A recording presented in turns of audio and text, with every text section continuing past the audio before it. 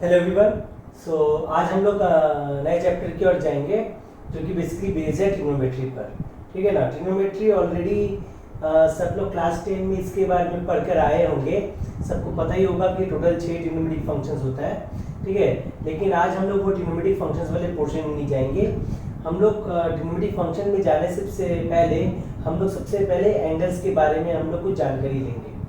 ठीक है ना। सो एंगल्स कैसे मेजर किया जाता है। ठीक है ना। सब लोग क्लास 10 में ज्योमेट्री पोर्शन में वो लोग एंगल ड्रॉ करना ऑलरेडी सीखे होंगे। ठीक है ना, या फिर एंगल मेजर करना भी सीखे होंगे। ठीक है ना। एंगल ड्रॉ करने के लिए वो लोग या तो प्रोटेक्टर या फिर कॉम्पस का हेल्प लेते हैं। ठीक है ना, और एंगल मेजर करने के लिए वो लोग प्रोटेक्टर का हेल्प लेते हैं। सो एंगल मेजर करते समय, ठीक है ना, या एंगल ड्रॉ करते समय सबसे पहला काम क्या किया जाता है? एंगल ड्रॉ करते समय या फिर एंगल मेजर करते समय सबसे पहले एक रेफरेंस लाइन लिया जाता है। ठीक है ना, सबसे पहले एक रेफरेंस लाइन लिया जाता है। इस लाइन के रेस्पेक्ट में ही हम लोग हमेशा एंगल मेजर करते हैं। ठीक है ना। तो ये रेफरेंस लाइन जो ये 0 डिग्री लाइन कहलाता है। माने इसका खुद का कोई एंगल नहीं है, ये खुद के साथ 0 डिग्री बना रहा है। ठीक है ना। एंगल मेजर करने का जो यूनिट है वो बेसिकली डिग्री होता है। ये हम लोग ऑलरेडी क्लास 10 में पढ़ चुके हैं। ठीक है ना। सो बेसिकली क्या होता है कि ये एक रेफरेंस लाइन हम लोग बनाते हैं। ठीक है ना। हम लोग जब भी एंगल मेजर करेंगे हम लोग इस रेफरेंस लाइन के रेस्पेक्ट में ही हम लोग एंगल मेजर करेंगे। तो इस रेफरेंस लाइन के रेस्पेक्ट में हम लोग जब भी एंगल को मेजर करेंगे तब हम लोग दो सेंस में हम लोग एंगल को मेजर कर सकते हैं। एक, हम लोग एंगल को ऐसे मेजर कर सकते हैं और एक हम लोग एंगल को ऐसे मेजर कर सकते हैं। ठीक है ना। क्लियर। तो दोनों एंगल है इक्वल। ठीक है ना, दोनों एंगल इक्वल है। जस्ट एक को हम लोग एंटी क्लॉकवाइज में मेजर कर रहे हैं और एक को हम लोग क्लॉकवाइज में मेजर कर रहे हैं। ठीक है ना। क्लॉकवाइज मतलब कौन सा? ये वाला एंगल जो हुआ ये एंटी क्लॉकवाइज हो गया और ये क्लॉकवाइज एंगल हो गया। ठीक है ना। जिस डायरेक्शन में घड़ी का कांटा मूव करता है वो बेसिकली वो क्लॉकवाइज डायरेक्शन होता है और उसका ऑपोजिट जो डायरेक्शन होता है वो बेसिकली वो एंटी क्लॉकवाइज होता है। ठीक है ना। दोनों angle basically magnitude wise same है। ठीक है ना, लेकिन जस्ट दोनों को मेजर करने का जो सेंस है, जो डायरेक्शन है वो अलग है। इसीलिए नॉर्मली कन्वेंशन क्या लिया गया है? ऐसा कन्वेंशन लिया गया है कि एंटी क्लॉकवाइज वाले जो एंगल को जो हम लोग मेजर करेंगे उसको पॉजिटिव कंसीडर किया जाएगा और नेगेटिव क्लॉकवाइज में हम लोग जो एंगल जो मेजर करेंगे उसको नेगेटिव कंसीडर किया जाएगा। ठीक है ना। ये जस्ट एक कन्वेंशन है। इसका मतलब ये नहीं कि एक एंगल बड़ा हो गया ये एंगल छोटा हो गया। दोनों एंगल्स इक्वल है। जस्ट दोनों को मेजर करने का सेंस, दोनों एंगल्स को मेजर करने का जो डायरेक्शन है वो अलग है। ठीक है ना। तो जो कि दोनों को मेजर करने का डायरेक्शन अलग है तो कोई एक को पॉजिटिव और दूसरे को नेगेटिव पकड़ना ही था। तो इसलिए क्या एक कन्वेंशन लिया गया जो पूरे सब जगह जो फॉलो हो। ठीक है ना। वो ये कन्वेंशन लिया गया कि हम लोग जब भी एंगल को एंटी क्लॉकवाइज डायरेक्शन में मेजर करेंगे with respect to this reference line, ठीक है ना, इसके रेस्पेक्ट में हम लोग जब भी एंटी क्लॉकवाइज में एंगल को मेजर करेंगे तो उसको पॉजिटिव कंसीडर किया जाएगा। ठीक है ना। एंटी क्लॉकवाइज वाले एंगल को एंटी क्लॉकवाइज, ठीक है ना, एंटी क्लॉकवाइज वाले एंगल को पॉजिटिव कंसीडर किया जाता है। ठीक है ना। जबकि क्लॉकवाइज में हम लोग जो एंगल जो मेजर करेंगे उसको नेगेटिव कंसीडर किया जाएगा। ये सिंपल एक कन्वेंशन है। ऐसे ये दोनों एंगल्स है इक्वल। ठीक है। नॉर्मली हम लोग जब भी लिखते हैं, ठीक है ना, एक पॉजिटिव नंबर जो होता है वो एक नेगेटिव नंबर से बड़ा ही होता है। +2 जो होता है वो -2 से बड़ा होता है। लेकिन यहाँ एंगल के केस में ऐसा नहीं है। ये दोनों एंगल सेम है। ठीक है ना। जस्ट दोनों को मेजर करने का जो सेंस है, जो दोनों को मेजर करने का जो डायरेक्शन है वो ऑपोजिट है। तो इसलिए एक को पॉजिटिव और दूसरे को नेगेटिव लिया गया है। तो क्या कन्वेंशन माना गया कि एंटी क्लॉकवाइज वाला पॉजिटिव होगा और क्लॉकवाइज वाला एंगल जो होगा वो नेगेटिव होगा। ठीक है ना। तो ये बेसिकली कन्वेंशन हुआ एंगल मेजर करने का। तो हम लोग जब भी एंगल को मेजर करेंगे तब उस एंगल को मेजर करने का बेसिकली 3 यूनिट होता है। ठीक है ना। एक एंगल को मेजर करने का 3 यूनिट होता है जिसमें से एक हम लोग ऑलरेडी क्लास 10 में पढ़ चुके हैं जो कि है डिग्री। ठीक है ना। आज हम लोग ये तीनों ही तीनों ही यूनिट देखेंगे। ठीक है ना। कौन कौन सा आया? सबसे पहला जो आया वो तो आया सेक्साडेसिमल सिस्टम आया।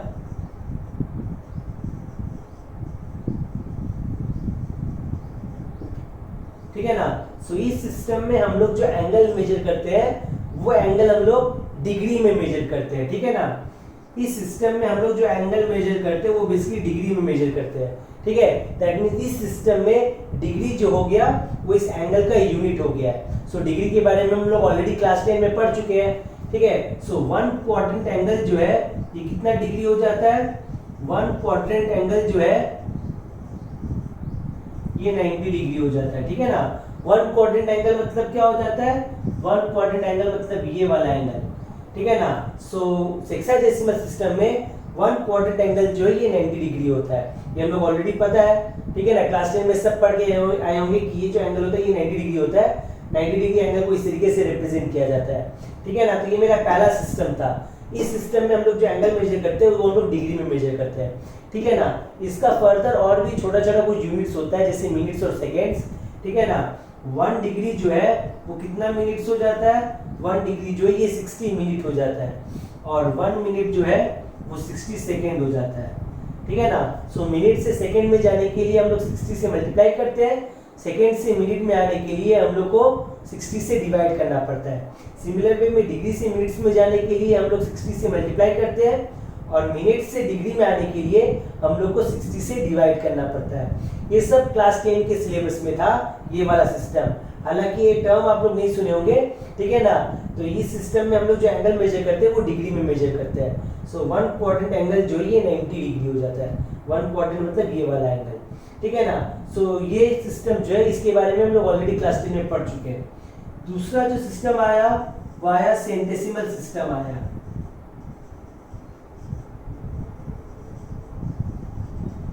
सेंटेसिमल सिस्टम सिर्फ इस पर्टिकुलर एक्सरसाइज में सिर्फ नाम के लिए है, ठीक है ना। हालांकि ये जो सिस्टम है ये सिस्टम इतना इंपॉर्टेंट नहीं है, फिर भी जस्ट इस एक्सरसाइज में सिर्फ एक नाम के लिए ये सिस्टम दिया गया है। इस सिस्टम में हम लोग जो एंगल मेजर करेंगे वो हम लोग ग्रेड में मेजर करते हैं, ठीक है ना। इस सिस्टम में हम लोग जो एंगल मेजर करते हैं वो हम लोग ग्रेड में मेजर करते हैं। सो वन क्वाड्रेंट एंगल जो ये कितना ग्रेड हो जाता है, वन क्वाड्रेंट एंगल जो है कितना ग्रेड हो जाता है। यहाँ पे देखो, यहाँ पे लिखा हुआ है सेंट लिखा हुआ है। सेंट मतलब समथिंग रिलेटेड टू 100, जैसे फॉर एग्जांपल सेंचुरी होता है, ठीक है ना। सेंचुरी मतलब 100 होता है, ठीक है ना। तो सेंट मतलब इसकी समथिंग रिलेटेड टू 100 होता है। सो वन क्वाड्रेंट एंगल ये कितना ग्रेड हो जाता है, वन क्वाड्रेंट एंगल जो है ये 100 ग्रेड हो जाता है, ठीक है ना। यहाँ पे वन क्वाड्रेंट एंगल जो था वो 90 डिग्री था, और यहाँ पे वन क्वाड्रेंट एंगल जो ये 100 डिग्री हो जाता है, ठीक है। इसका फर्दर और भी छोटे छोटे यूनिट्स है, मिनट्स और सेकेंड ठीक इसकी तरह, लेकिन वन ग्रेड जो है वो यहाँ पे 100 मिनट्स हो जाता है, और 1 मिनट जो है वो 100 सेकेंड्स हो जाता है, ठीक है ना। ये दूसरा सिस्टम आया, ठीक है, जो कि इसकी सेंटेसिमल सिस्टम है। ये इतना इंपॉर्टेंट नहीं है, इस एक्सरसाइज में सिर्फ नाम के लिए, ठीक है। हम लोग मेनली जो पूरे ट्रिग्नोमेट्री चैप्टर में हम लोग डील करेंगे वो हम लोग फर्स्ट वाले यूनिट और थर्ड यूनिट जो भी बताने वाले वो यूज करेंगे, ठीक है। तो ये फर्स्ट वाला और थर्ड वाला ही सिर्फ इंपॉर्टेंट है, सेकेंड वाला इंपॉर्टेंट नहीं है, ठीक है ना। तो इसको अगर ध्यान में अगर ना भी रखो तो उतना कोई फर्क नहीं पड़ेगा, ये उतना इंपॉर्टेंट नहीं है, जनरली इससे कोई क्वेश्चन पूछा जाता ही नहीं है, ठीक है ना। तो इसलिए हम लोग थर्ड सिस्टम की ओर जाते हैं। क्या है थर्ड सिस्टम?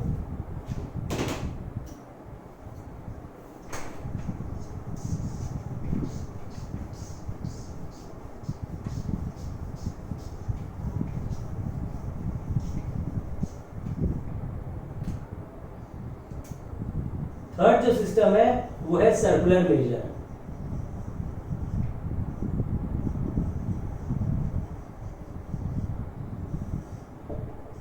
थर्ड जो सिस्टम है वो है सर्कुलर मेजर, ठीक है ना। तो circular measure one of the most important unit है इसमें, ठीक है। यहाँ पे हम लोग जो एंगल मेजर करते हैं वो हम लोग रेडियन में मेजर करते हैं, ठीक है। ये one of the most important है, ठीक है ना। सो जनरली हम लोग फर्स्ट वाला यूनिट और थर्ड वाला यूनिट ही यूज करेंगे, सेकंड वाला हम लोग हार्डली किसी सवाल में यूज करेंगे। सो फर्स्ट वाला और थर्ड वाला ध्यान रखना बहुत जरूरी है, ठीक है। सो इस सिस्टम में वन क्वाड्रेंट एंगल जो है ये कितना रेडियन हो जाता है, इस सिस्टम में वन क्वाड्रेंट एंगल जो है वो π/2 रेडियन होता है, ठीक है ना। दैट मींस ये जो है ये एंगल ये 90 डिग्री, ठीक है ना। ये जो है ये रेडियन में अगर हम लोग बोलेंगे तो हम लोग बोलेंगे कि ये π/2 रेडियन होता है, ठीक है ना। सो अगर हम इन तीनों सिस्टम को अगर हम तीनों यूनिट्स को अगर हम रिलेशनशिप में अगर जोड़े तो क्या आएगा, 90 डिग्री जो है ये 100 ग्रेड के बराबर होता है, जो कि फर्दर π/2 रेडियन के इक्वल होता है, ठीक है ना। सो ये रिलेशनशिप यूज करके हम एक यूनिट से दूसरे यूनिट में जा सकते हैं। ऐसा क्यों हो रहा है? क्योंकि देखो जब हम लोग ये डिग्री वाला जब हम लोग देखे थे तब हम लोग उसमें बताए थे कि 1 क्वाड्रेंट एंगल जो होता है वो 90 डिग्री होता है। जब यहाँ पे डेसिमल सिस्टम में जब हम लोग लिखे तो हम लोग क्या लिखे कि 1 क्वाड्रेंट एंगल जो ये 100 ग्रेड है, और ये जब सर्कुलर मेजर में जब हम लोग लिखे तो हम लोग लिखे कि 1 क्वाड्रेंट एंगल जो ये π/2 रेडियन है। सो ये तीनों का तीनों जो एंगल जो है 3 अलग-अलग यूनिट्स में है, लेकिन ये तीनों का तीनों एक ही एंगल को रिप्रेजेंट कर रहा है, तीनों का तीनों 1 क्वाड्रेंट एंगल को रिप्रेजेंट कर रहा है। सो दैट मींस ये तीनों एंगल्स इक्वल होना चाहिए, ठीक है ना। सो दैट मींस 90 डिग्री जो है वो 100 ग्रेड के इक्वल होता है, जो कि फर्दर π/2 रेडियन के इक्वल होता है, ठीक है ना। सो हम लोग सिंपली ये रिलेशनशिप यूज करके और इसमें यूनिटरी मेथड लगा के हम एक यूनिट से दूसरे यूनिट में जा सकते हैं, ठीक है ना। फिर से बोल रहे हैं 90 डिग्री जो है ये भी 1 क्वाड्रेंट एंगल जो है, 100 ग्रेड जो है ये भी 1 क्वाड्रेंट एंगल के इक्वल है, और π/2 रेडियन जो ये भी 1 क्वाड्रेंट एंगल है। सो तीनों बेसिकली 1 क्वाड्रेंट एंगल ही रिप्रेजेंट कर रहा है। इसका मतलब क्या कि तीनों का तीनों एंगल्स इक्वल होगा, ठीक है ना। भले ही 3 अलग-अलग यूनिट में, लेकिन ये तीनों का तीनों सेम एंगल रिप्रेजेंट कर रहा है। सो दैट मींस ये तीनों का तीनों इक्वल होना चाहिए। तो 90 डिग्री जो है 100 ग्रेड के इक्वल होगा, जो कि फर्दर π/2 रेडियन के इक्वल होगा। तो सिंपली ये रिलेशनशिप यूज करके और इसमें यूनिटरी मेथड लगा के हम एक यूनिट से दूसरे यूनिट में जा सकते हैं, ठीक है। जैसे फॉर एग्जांपल अगर हम लोग ले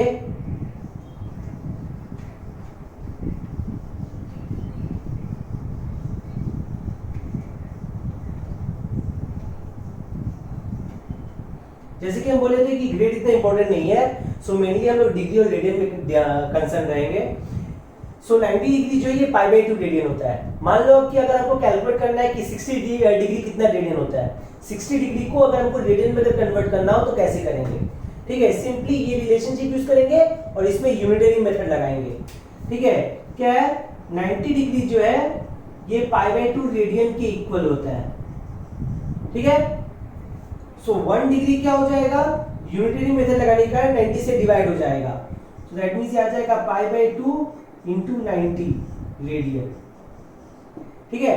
90 डिग्री जो था वो π/2 रेडियन होगा। सो दैट मींस 1 डिग्री जो ये π/2 into 90 रेडियन के इक्वल हो गया है। सो दैट मींस 60 डिग्री कितना हो जाएगा, ये हो जाएगा π/2 into 90 into 60 रेडियन, ऐसा ही आ जाएगा। तो ये 0 0 कैंसिल आउट हो गया, ठीक है ना। ये भी कैंसिल आउट हो गया, ये 3 आया, ये भी कैंसिल आउट हो गया, ये 3 आया। सो दैट मींस 60 डिग्री कितना हो गया, 60 डिग्री जो हो गया ये π/3 रेडियन हो गया, ठीक है। ऐसा ही आ गया। सिमिलरली मान लो कि अगर आपको कैलकुलेट करना है कि 45 डिग्री कितना रेडियन होता है, ठीक है। तो कैसे कैलकुलेट करेंगे, 1 डिग्री जो है ये π/2 into 90 रेडियन ऐसा होता है। यहाँ पे हम लोग लिखे थे कि 1 डिग्री जो ये π/2 into 90 यानी कि π/180 रेडियन के इक्वल होता है। सो दैट मींस 45 डिग्री कितना हो जाएगा, यूनिटरी मेथड लगाने से हम लोग को 45 से मल्टीप्लाई करना पड़ेगा। सो ये कैंसिल होगा कि ये 2 आ गया, सो दैट मींस ये π/4 रेडियन हो गया, ठीक है। ऐसा ही आ गया। इसमें एक चीज ध्यान देने का जरूरत है, देखो 90 डिग्री जो है वो π/2 रेडियन के इक्वल है। 90 डिग्री जो है वो π/2 रेडियन के इक्वल है। तो अगर हम बोथ साइड अगर 2 से मल्टीप्लाई करें, ठीक है ना, 90 डिग्री जो है वो π/2 रेडियन के इक्वल है। सो अगर हम बोथ साइड अगर 2 से मल्टीप्लाई करें तो पाई रेडियन क्या हो जाएगा, पाई रेडियन जो है ये 180 डिग्री हो जाएगा, ठीक है। अगर हम बोथ साइड अगर 2 से अगर मल्टीप्लाई करें तो पाई रेडियन जो ये 180 डिग्री हो जाएगा। अब इसमें अक्सर स्टूडेंट लोग को थोड़ा बहुत कंफ्यूजन होता है, pi radian is equal to 180 degree, ठीक है। ये सिंपली एक यूनिट से दूसरे यूनिट में जाने का रिलेशनशिप है। इसका मतलब ये नहीं होता है कि पाई का वैल्यू 180 हो गया है। पाई का जो वैल्यू है वो एज इट इज रहता है, जो कि अप्रोक्सीमेटली 22/7 होता है। हाँ, पाई का अप्रोक्सीमेट वैल्यू 22/7 होता है, पाई एग्जैक्टली 22/7 नहीं होता है, ठीक है। पाई का अप्रोक्सीमेट वैल्यू 22/7 होता है, ठीक है ना। तो ये सिंपली एक यूनिट से दूसरे यूनिट में जाने का सिंपली रिलेशनशिप है। जैसे फॉर एग्जांपल हम लोग बचपन में यूज करते थे 1 kg इज इक्वल टू 1000 ग्राम, ठीक है। तो ये सिंपली केजी से ग्राम में जाने का एक रिलेशनशिप है। इसका मतलब ये नहीं कि 1 का वैल्यू 1000 के इक्वल हो गया है, ठीक है ना। सेम कारण से पाई का जो वैल्यू है वो 180 के इक्वल नहीं होगा, पाई का वैल्यू 180 के इक्वल नहीं होगा। पाई रेडियन जो है वो 180 डिग्री होता है। कि एक यूनिट से दूसरे यूनिट में जाने का सिंपली रिलेशनशिप है। पाई का जो वैल्यू है वो एज इट इज है, जो कि अप्रोक्सीमेटली 22/7 होता है। पाई 180 के इक्वल नहीं होता है। अक्सर स्टूडेंट लोग इसमें गलती कर देते हैं, वो लोग पाई का वैल्यू लोग 180 लिख के चलते हैं, जबकि ये pi radian is equal to 180 degree होता है, पाई का वैल्यू 180 नहीं होता है। ठीक है, तो ये बेसिकली मेरा एंगल मेजर करने का 3 सिस्टम था, ठीक है ना। और ये उन तीनों यूनिट्स में रिलेशनशिप था कि 90 डिग्री जो होता है 100 ग्रेड के बराबर होगा, जो कि फर्दर पाई/2 रेडियन के इक्वल आएगा। ठीक है, सो ऐसा ही आया। नेक्स्ट आया इसमें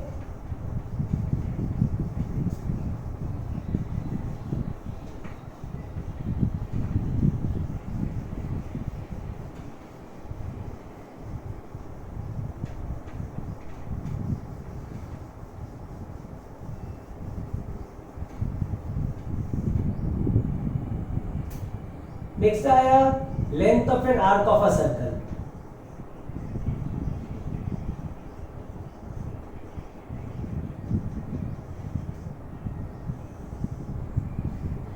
से सपोज हम लोग एक सर्कल कंस्ट्रक्ट करते हैं, ठीक है। से सपोज हम लोग एक सर्कल कंस्ट्रक्ट किए, ये सर्कल का रेडियस है, और से सपोज ये जो है ये सर्कल का रेडियस है, ये सर्कल का सेंटर है, ये सर्कल का रेडियस है। से सपोज रेडियस जो है वो आर के इक्वल है, और ये जो एंगल है ये एंगल से सपोज थीटा है। हम लोग एज्यूम करके चल रहे हैं कि थीटा जो है ये मेरे को रेडियन में दिया हुआ है, ठीक है ना। इन केस अगर थीटा रेडियन में नहीं भी दिया हुआ है तो सिंपली वो रिलेशनशिप यूज करके, जो भी कुछ देर पहले हम बताए थे कि 90 डिग्री जो होता है वो पाई/2 रेडियन होता है, वो रिलेशनशिप यूज करके हम लोग गिवन एंगल को रेडियन में कन्वर्ट कर सकते हैं, ठीक है ना। सो से सपोज एक सर्कल है, यहाँ पे हम लोग को एक आर्क दिया हुआ है, ये आर्क बेसिकली, ठीक है ना, ये हम लोग को एक आर्क दिया हुआ है जो सर्कल पे एक एंगल सबटेंड कर रहा है, सर्कल के सेंटर पे एक एंगल सबटेंड कर रहा है थीटा, ठीक है ना। हम लोग को एक आर्क दिया हुआ है, ये आर्क जो है इस सर्कल के सेंटर पे एक एंगल सबटेंड कर रहा है थीटा, जहाँ पे हम लोग को ये थीटा रेडियन में दिया हुआ है। तब हम लोग को इस आर्क का लेंथ कैलकुलेट करना है, ठीक है ना। ये जो आर्क जो है AB का लेंथ कैलकुलेट करना है। कैसे कैलकुलेट करेंगे AB का लेंथ? AB का जो लेंथ होगा ये सिंपली R इंटू थीटा, ठीक है ना। ये जो एंगल जो है, इस आर्क जो लेंथ जो है ये सिंपली R इंटू थीटा ऐसा हो जाएगा, क्लियर। सो आर्क लेंथ जो होता है वो R इंटू थीटा के इक्वल होता है, जहां पर R उस सर्कल का रेडियस हो गया जिस सर्कल का वो आर्क एक पार्ट है, और थीटा जो हो गया एक एंगल है in radian which is subtended by that arc at the center of the circle। ये arc centre of the circle पे जो एंगल सबटेंड कर रहा है वो एंगल ही थीटा है, where theta is in radian.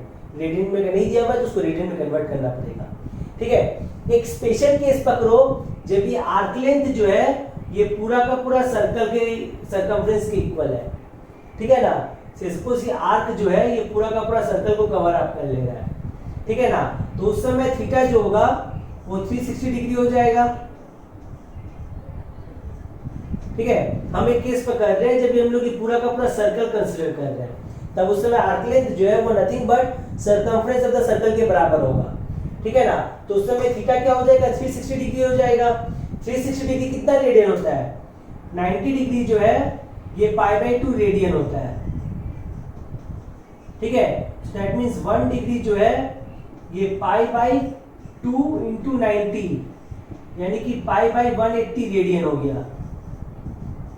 So 360 degree कितना हो जाएगा? 360 डिग्री जो है ये पाई/180 इंटू 360। तो सिंपली ये रिलेशनशिप यूज करके हम लोग यूनिटरी मेथड लगाए तो हम लोग को रिक्वायर्ड आंसर मिल गया है। क्या आया? ये दोनों कैंसिल आउट होगी, ये 2 आया। सो दैट मींस मेरा आंसर जो है सिंपली 2 पाई रेडियन ऐसा ही हो गया, ठीक है ना। सो दैट मींस 360 डिग्री जो है वो 2 पाई रेडियन के इक्वल होता है, ठीक है ना। तब उस समय हम लोग यहाँ पे थीटा की जगह पे जब 2 पाई जब पुट करेंगे, ठीक है ना, तो क्या आ जाएगा? सर्कमफ्रेंस ऑफ द सर्कल, ठीक है। आर तो आर ही रहेगा, जस्ट थीटा की जगह पे 2 पाई आ जाएगा, ठीक है। तो ये 2 पाई आर आ जाएगा, जो कि हम लोग ऑलरेडी क्लास 10 से पढ़ते हुए आ रहे हैं कि सर्कमफ्रेंस ऑफ द सर्कल का जो फॉर्मूला है वो 2 पाई आर होता है। तो 2 पाई आर बेसिकली इस फॉर्मूला से ही आ रहा है, ठीक है ना। 2 पाई आर जो इसी फॉर्मूला से ही आ रहा है, कि जो आर्क का जो सर्कमफ्रेंस का जो लेंथ है वो 2 पाई आर हो जाएगा।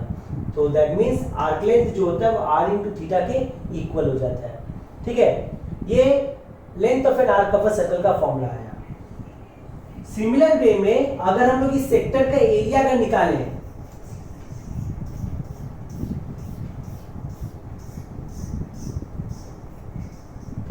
ठीक है, सिमिलर वे में अगर हम इस सेक्टर का एरिया अगर निकालें, ठीक है ना, इस सेक्टर का एरिया अगर निकालें, हम लोग एज्यूम करके चल रहे कि थीटा रेडियन में दिया हुआ है।